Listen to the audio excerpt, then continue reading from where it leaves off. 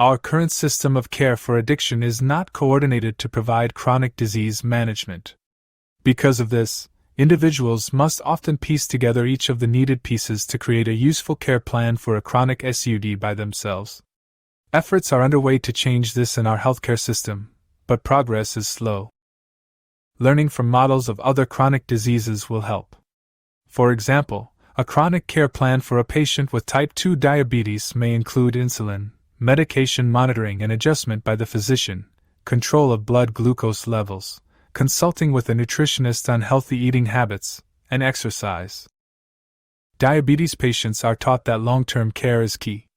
When a patient is stable or has managed their symptoms, it doesn't mean they are cured or can stop their treatment. In other words, normal blood sugar levels don't mean a patient can stop their medication, diet, and exercise routine.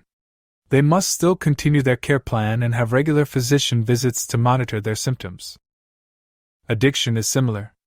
A long-term treatment and recovery plan may include medications for addiction treatment, medication monitoring and adjustment by the physician, counseling, developing a relapse prevention plan, attending regular support group meetings, and lifestyle changes like cutting out substance-using friends, building new supportive relationships, and improved self-care like physical exercise and a regular daily routine.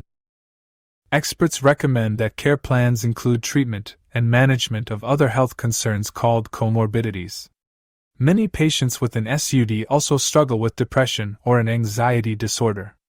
Others have experienced trauma, have post-traumatic stress disorder, PTSD, or have physical health disorders ranging from diabetes to infectious diseases that also require attention. Treatment and management of these conditions should be built into the care plan to treat the whole patient. Addressing social needs is another critical part of a care plan. Building positive relationships with peers and others in recovery who abstain from alcohol and drug use creates a significant protective factor for the patient. Addressing coping skills and alternate social skills is also helpful to patients, from mindfulness training to retraining behavior patterns to developing new social skills. While addiction is categorized as a brain disease, it has other components as well. You may hear about the biopsychosocial model, which comes from combining the biological, psychological, and social factors that contribute to many chronic illnesses, including addiction. Biopsychosocial was one of the first models to recognize the importance of treating the whole person and not just the disease.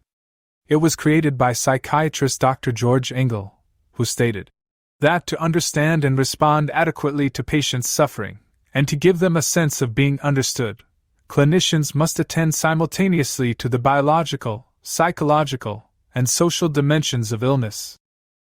The goal of a biopsychosocial response is to work together with the patient to discover the different causes and introduce treatment models to create a pathway to recovery that addresses the whole person.